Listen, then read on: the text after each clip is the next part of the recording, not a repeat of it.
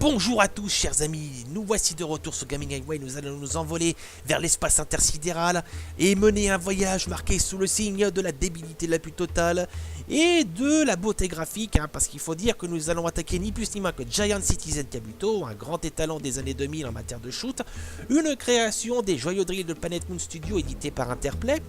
Alors Giants a été salué à sa sortie par les critiques, il a vraiment été acclamé pour son graphisme absolument fabuleux. À son époque c'était le truc qui prenait vraiment en compte toutes les cartes graphiques les plus avancées, les GeForce 2 en l'occurrence, qui étaient les Rolls-Royce des cartes graphiques à l'époque. Il a même été optimisé pour les GeForce 3 par la suite. Il a été aussi connu pour son gameplay tout à fait novateur, puisque c'était un mélange des genres. Nous parlons d'un shooter, mais accessoirement d'un RTS, puisqu'il va y avoir des éléments de stratégie temps réel qui vont s'adapter au gameplay. Et surtout, il est connu pour son humour extrêmement tordu. Vous allez voir, ce sont des séquences complètement barrées. C'est un des jeux les plus marrants. Moi, je sais qu'à chaque fois, je me tape des barres de rire quand je regarde ce jeu et quand j'y joue. Véritablement, si vous avez envie de jouer à un jeu qui soit bien, qui soit beau et qui soit fandard, Giant Citizen Kabuto est très probablement dans le top 5. Bref, n'hésitez pas à vous jeter dedans. Ça a été malheureusement un échec commercial pour des raisons et d'autres, des petits soucis techniques, un système de sauvegarde qui n'a pas plu. Il a souffert aussi de la concurrence de gros titres comme Max Payne.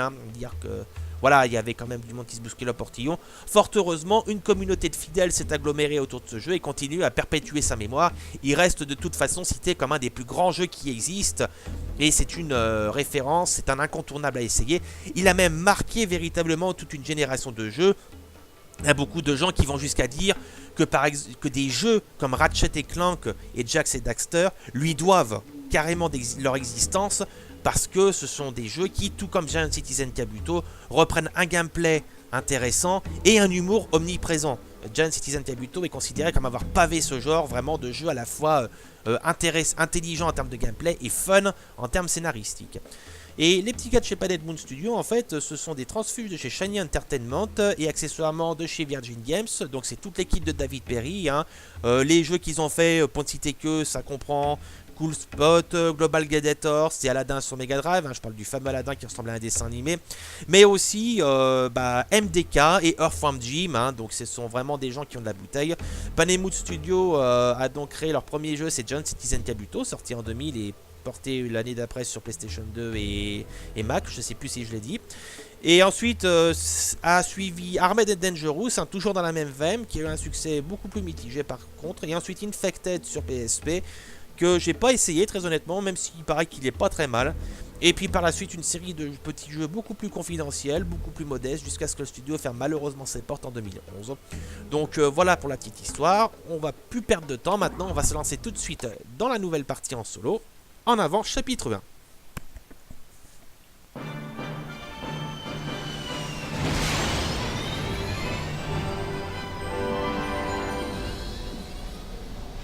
Plus près, ok. Ok, à plus, boss. Attends, ferme pas la trappe. J'ai besoin de mon jetpack. Ok.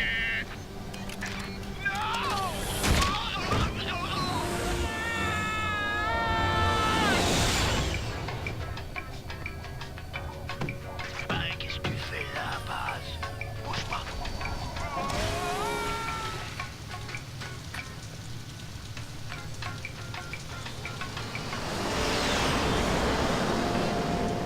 Je vais t'éclater la gueule.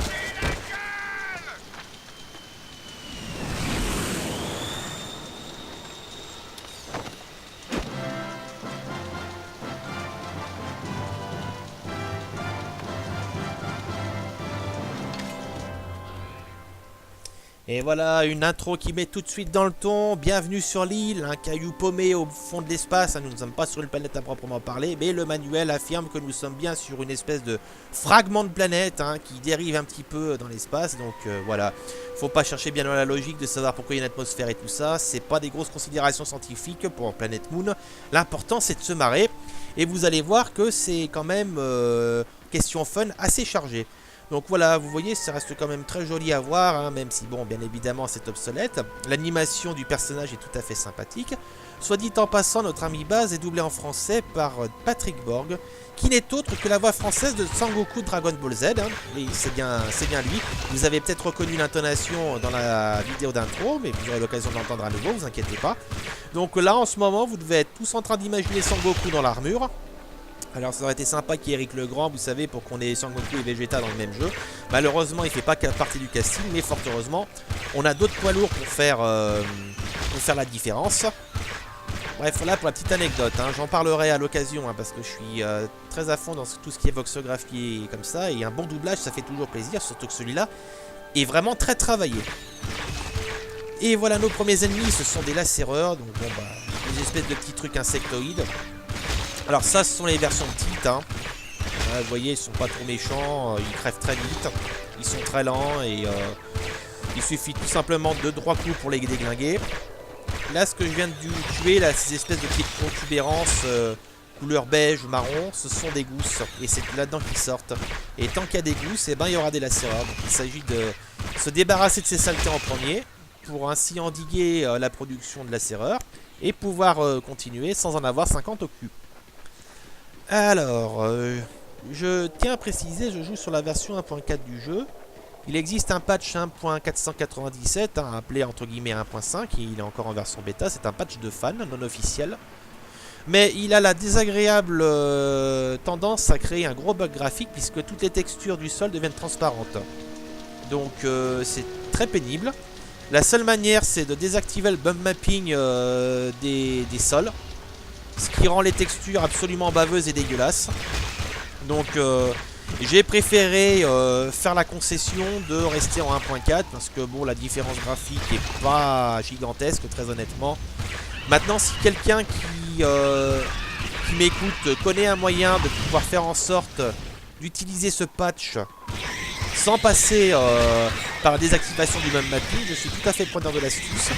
Je me suis battu peut-être bien pendant 2 jours pour essayer de trouver un moyen en utilisant même le pack d'amélioration graphique et de compatibilité GeForce 3 qui normalement ne sont pas compatibles. Ça n'a créé que des problèmes, donc voilà, je suis obligé de m'en tenir à ça dans l'immédiat. Hein. Mais bon, voilà, c'est pas une grosse perte. Ça aurait été un très très gros lifting graphique, hein. Effectivement, j'aurais penché plutôt de ce côté, mais là, il n'y a pas grand chose qui justifiait. Allez, on va pouvoir avancer bien gentiment. Il y a de très beaux effets de lumière, hein. Et aussi une distance de vue assez impressionnante, hein. Vous regardez toutes ces espèces de structures rocheuses au fond. Bah, c'est de la 3D, hein. C'est pas du matte painting, hein. Voilà, il y a vraiment une distance d'affichage assez conséquente. C'est quelque chose que j'ai vu aussi dans un jeu comme Sayu Sam. Ça donne véritablement une impression d'immensité au jeu, et c'est ça qui est bien. Cette idée vraiment d'être tout petit et d'être écrasé par l'environnement qui nous entoure. C'est une des marques de fabrique de Giants, hein. Alors que malheureusement dans Armed and Dangerous, je me rappelle pas qu'on retrouve cette tendance. Bon, oui, il est parti, je sais pas où. Là, les lacéreurs version moyenne, hein. Il y en a des encore plus gros. Là, dans l'immédiat, il faut que je me débarrasse voilà, des derniers. Merci, monsieur. Je m'appelle Baz. Oh là là. Et moi, c'est Ahmed. Mais vous pouvez m'appeler Timmy. Hein. J'ai fichu la serrure, on avait après mon beau jetpack tout neuf. Mais c'est le mien. Vous pouvez le reprendre, hein, monsieur Basile. Je me suis vraiment bien amusé, moi. Bon, alors emmenez-moi jusqu'à ce puits de mine, Smarty. L'entrée est ouverte maintenant. Hey. Je vais vous montrer comment utiliser mon jetpack.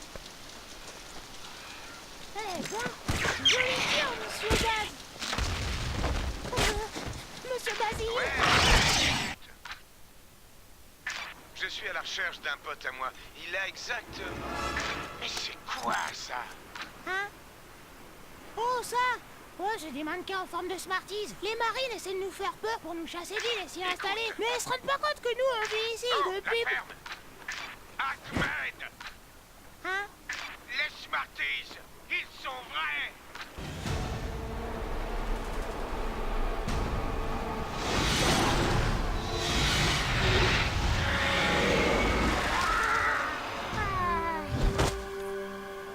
Allez, mon gars, reprends-toi. Tu pouvais pouvais pas savoir. Mes pilules! Il me faut mes pilules, monsieur Baz! Vous savez, je suis très fragile. Allez, du calme. Aidez-les, je vous en prie. Oh mon Dieu! Quand je pense qu'hier encore j'ai relancé des pierres. Ah ça, ils ont l'air d'avoir morflé. Je vous en prie, monsieur Baz. Je vous récompenserai si vous les sauvez. Mais dépêchez-vous! Allez, deuxième niveau. Nous voilà maintenant équipés d'un beau jetpack tout nouveau, tout beau. Et on va pouvoir s'envoler dans les cieux. Tenez, regardez. Hop là. Ça, c'est un élément central du gameplay de Giants. Les déplacements se font beaucoup au jetpack. Je rappelle qu'on peut pas sauter dans ce jeu. Hein. Donc, il faut vraiment gérer son jetpack. Et ce niveau va être l'occasion un petit peu de s'entraîner. Et c'est très bien fait pour ça. Allez. Alors, donc, nous, on va là-bas. Alors...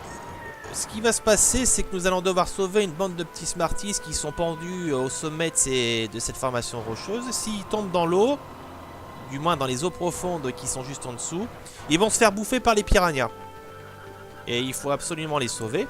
Alors, il n'y a pas vraiment de contraintes dans ce niveau. Hein. Si vous en perdez quelques-uns, c'est pas bien grave. Le but, c'est d'en sauver 4 au total. Donc, vous avez vu là déjà, l'eau c'est un peu agité. Là, les piranhas sont là, vous les voyez. Regardez, regardez, regardez. Olé. J'ai pris un petit peu cher, mais bon, du coup, ça vous aura permis de les voir. Je peux pas les buter en plus, hein. Ils sont invincibles. Donc, je suis obligé véritablement de les éviter. Alors, là, c'est une particularité, ces piranhas, c'est qu'ils servent accessoirement à limiter la taille de la map. Parce que, comme vous avez vu, on est dans un environnement où l'élément aquatique est très présent. Voilà, et pour éviter véritablement de vous décaler trop par rapport à là où vous devez être, ils ont limité le déplacement à la taille de la map. Celle que l'on a prédéfinie. Alors excusez-moi, j'ai eu un petit lag, je sais pas ce qui s'est passé, ça arrive des fois.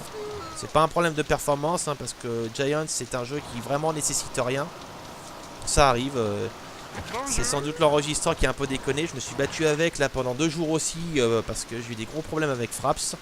Qui apparemment s'amuse à laguer au bout de 5-10 minutes de jeu. Ce que je comprends pas parce que je l'ai utilisé pour les let's play sur École de Fin et il fonctionnait pas impeccablement. Bon bah je vais pas chercher à comprendre. Du coup je suis passé sur Bandicam qui est très sympathique, gratuit, très customisable et en plus qui lui ne déconne pas. Donc c'est que du bénéf. Allez, nous sommes à 3 Smarties. Alors c'est toute une gestion le jetpack, hein, parce que y a toute une inertie à prendre en compte. Si vous regardez en bas à gauche, vous avez la barre de fuel, hein, qui se remplit et qui se vide à la tire-larigot. Elle se vide très vite, donc il s'agit de bien calculer ses déplacements quand on est sur le jetpack. Un mauvais calcul, ça peut vous faire rater votre cible ou carrément vous emmener là où vous voudriez pas. Et là vous avez plus de fuel pour rattraper le coup et c'est foutu. Donc voilà, c'est toute une précision à adopter, hein, et une petite maîtrise à prendre en compte. Sinon, bah, pour l'interface, en bas à droite, vous avez le cœur, donc c'est votre vie. Juste à côté, l'indicatif des armes et des objets. Donc gros rectangle, c'est les armes.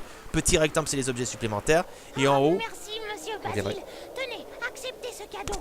C'est une arme que l'autre astronaute, il a perdue. Quoi? Tu as vu un autre type comme moi? Ah oui, monsieur Baz. Il est là-bas. Son gros oiseau en métal, il s'est écrasé, pouf, et maintenant il est accroché à la falaise.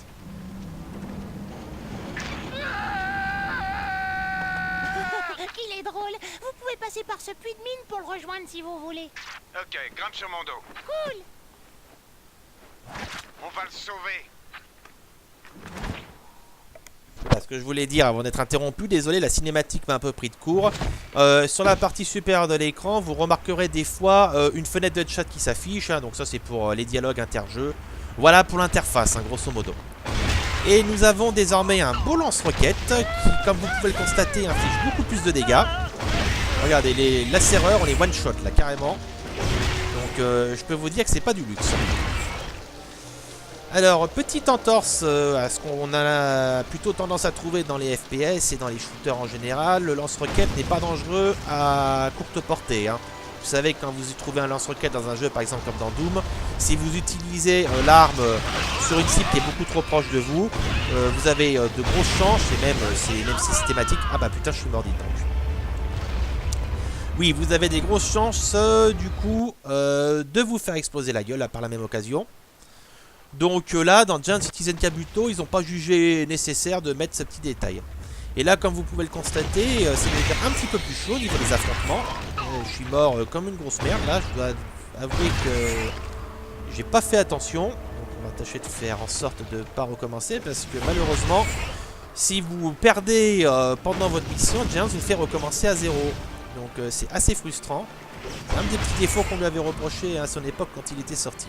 Mais bon, faut faire avec. Fort heureusement, là on est dans des niveaux très courts. À ce sujet-là d'ailleurs, je tiens à préciser, certains d'entre vous ont peut-être vu la première vidéo que j'avais fait sur Giants. Alors pourquoi j'ai choisi de la refaire? J'avais dit, je crois, dans cette vidéo que je voulais faire une séparation niveau par niveau. En fin de compte, à bien y réfléchir, je trouve ça chiant. Après mûre réflexion et aussi après avoir consulté les amis à ce sujet, le problème c'est que ça crée des vidéos très très courtes.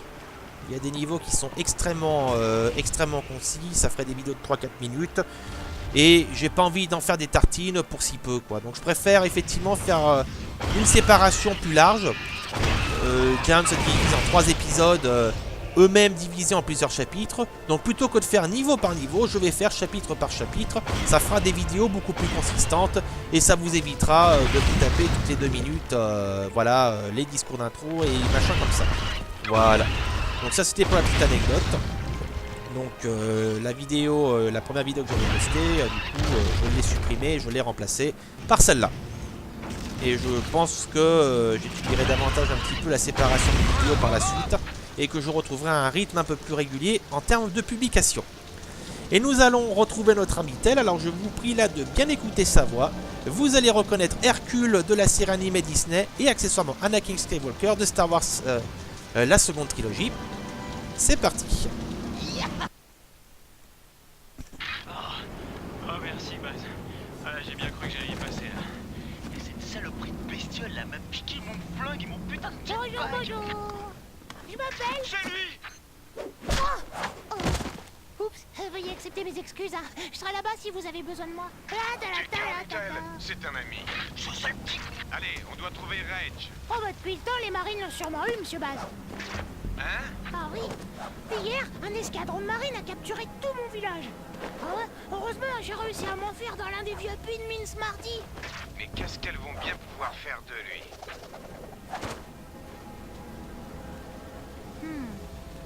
On devrait demander à papa. Lui et maman sont les seuls autres Smarties qui n'ont pas été capturés. Lui, il saura, hein, ils vivent dans les collines des Merluches sur l'île de Sorcha. Mais c'est assez difficile d'y accéder en ce moment. Ah tiens, explique-toi. Bon, alors. L'entrée de ce puits de mine se trouve dans un bâtiment des marines. Il est gardé par des snipers marines. Ils tirent sur tout ce qui bouge. Il y a aussi des gardes marines, hein. Et eux, ils vous réduiront en bouillie à la première occasion. Mais avant même d'arriver là, vous devrez emprunter un puits de mine qui sert de nid aux lacéreurs. Personnellement, je suis un peu réticent à l'idée de m'y aventurer. Sauf si vous voulez aussi. Petit, t'as rien d'autre dans ton arsenal? Monsieur Basile, j'ai que 10 ans. En plus, papa, il arrête pas de dire que je suis trop nerveux pour m'amuser avec des armes. Mais il y a des boutiques Smarties sur chaque île. Vous n'avez qu'à regarder votre carte. Ils vous donneront des munitions et même parfois de nouvelles armes. Bon, t'es prêt, Tel? Prêt Baz. Prêt, monsieur Baz? Voilà. Donc maintenant, vous devez peut-être tous imaginer Anakin Skywalker dans l'armure. Hein. D'ailleurs, c'est marrant parce que ça correspond bien au personnage. Hein. Le côté colérique de Tel et un petit peu violent. Ça fait très Darkseid sur les bords. Pour info, c'est Emmanuel Garijo, hein, le nom du doubleur. Mais bon, voilà, nous sommes 2 maintenant. Donc ça va ajouter une petite puissance de feu et ce sera pas du luxe avec ce qu'on va affronter là. Donc Tel est géré semi-automatiquement. Hein. Ce sera le cas d'ailleurs avec tous les potes qui vont nous rejoindre par la suite. C'est-à-dire que les déplacements, c'est lui qui les gère. Par contre, pour ce qui est de tirer, il faut que je tire. Je m'explique. Si je rencontre un ennemi, tant que je ne tire pas dessus, Tel ne tirera pas. Si je tire dessus, là il tirera. Et il tirera tant que je tirerai. C'est-à-dire qu'au moment où je vais m'arrêter de tirer, il va s'arrêter de tirer même si l'ennemi est encore vivant. Vous voyez? Il a des... Voilà, vous voyez, il tire très brièvement là. Hein. Regardez. Voilà. Et même si j'ai pas d'ennemi, il tire. Regardez, normalement, voilà, vous voyez... Sa façon de viser dépend un peu de ma façon de viser. Vous voyez là je tire plus, là il tire tout seul. Voilà donc gestion semi-automatique. Alors il y aura les aficionados des détracteurs. Ceux qui apprécieront trouveront que c'est sympa parce que ça donne une dose de contrôle sur vos coéquipiers. Et les autres trouveront peut-être que ça aurait été plus sympa qu'ils soient plus autonomes parce que ça aurait permis de nous sortir des situations un peu tendues, là où on serait incapable de pouvoir faire quoi que ce soit. Mais je crois qu'à certains moments, ils s'amusent à tirer par eux-mêmes. Hein. Mais ça dépend un petit peu les situations, je pense. On verra ça plus tard. Au total, vous avez 4 potes à récupérer. Là, nous avons récupéré Tel. Un peu plus tard, on va retrouver Reg, le tombeur du groupe. Et ensuite, on retrouvera Gordon et Bennett. Beaucoup plus tard, là, encore. Allez. On va passer par ici. Voilà. Une serreur encore une fois. Hop, attention là. C'est pas très joli tout ça. Voilà, je te le ferai pas dire. Un petit commentaire en cours de jeu, c'est bien sympatoche. Ça donne un petit côté humain, entre guillemets, parce que si vous avez remarqué, les Mecharines ne sont pas des humains en fait. Hein. Déjà, ils ont 4 doigts aux mains, et puis au niveau de leur tronche, ils ont l'air un peu bizarres, quoi. On dirait des grosses patates, toutes ridées. Voilà, on va pouvoir aller dans la suite de ce niveau.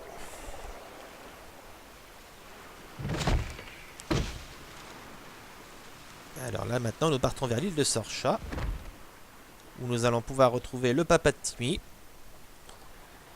Et entre-temps, on va se friter avec nos premiers Marines. Alors Timmy a dit « elle » en parlant des Marines. Je précise, il y a 2 types de Marines. Il y a ce qu'on appelle les troufions, qui sont des mâles, eux.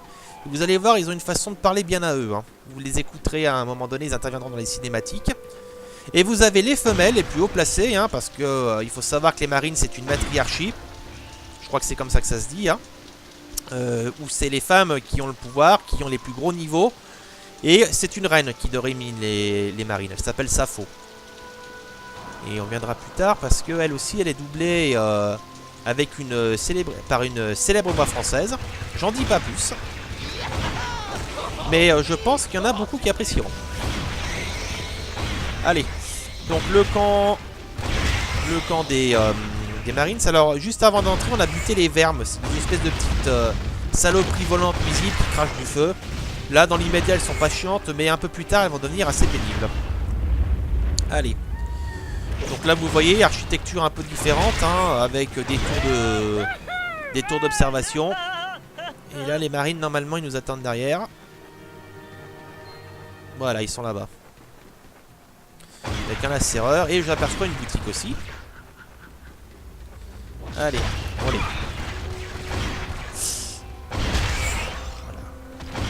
Alors, Tel a 2 flingues, hein, donc du coup, c'est bien pratique. On peut pas mettre à jour ses armes, c'est-à-dire que lui, il peut pas posséder de lance-roquettes comme j'en possède. Voilà, tiens, une seringue, ça c'est bien pratique. Mais comme il en a 2, du coup, des flingues, bah, c'est bien pratique parce que la puissance de feu est compensée par le nombre. Bien, les boutiques. Bon bah comme leur nom l'indique, tout simplement ça vous permet de récupérer des objets. Là vous avez les objets chaque ado. Oups, attendez.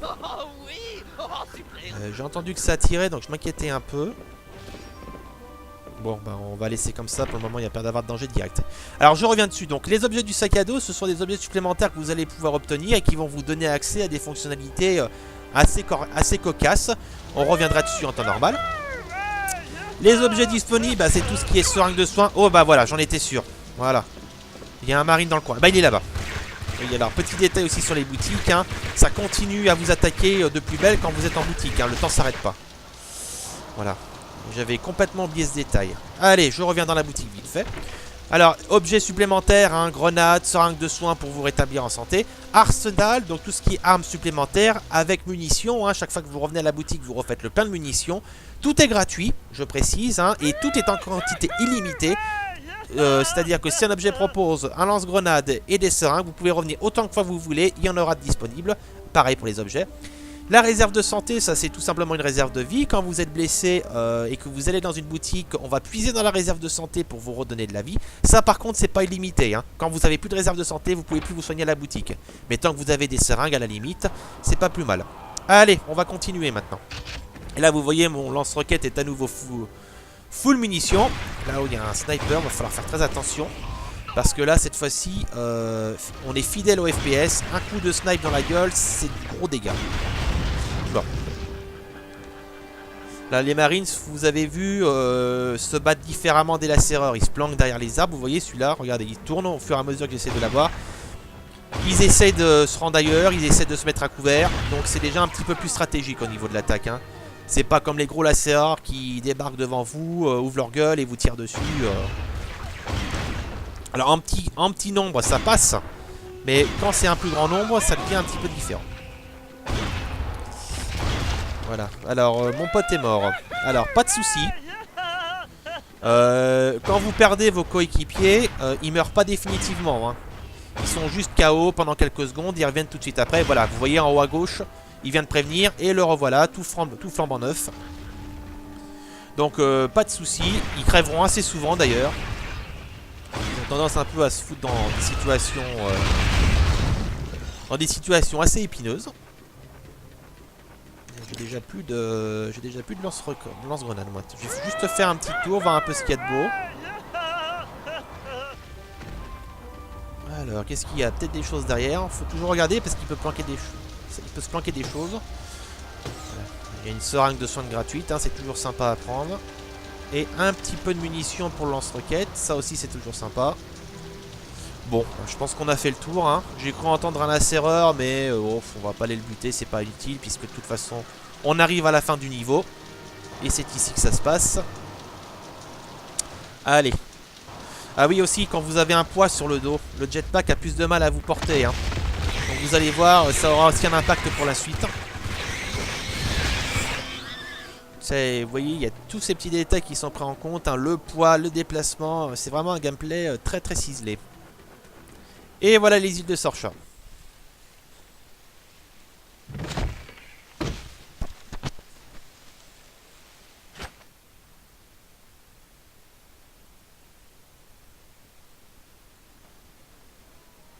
Salut papa! Toi, tu rentres et tu vas faire la vaisselle. D'accord.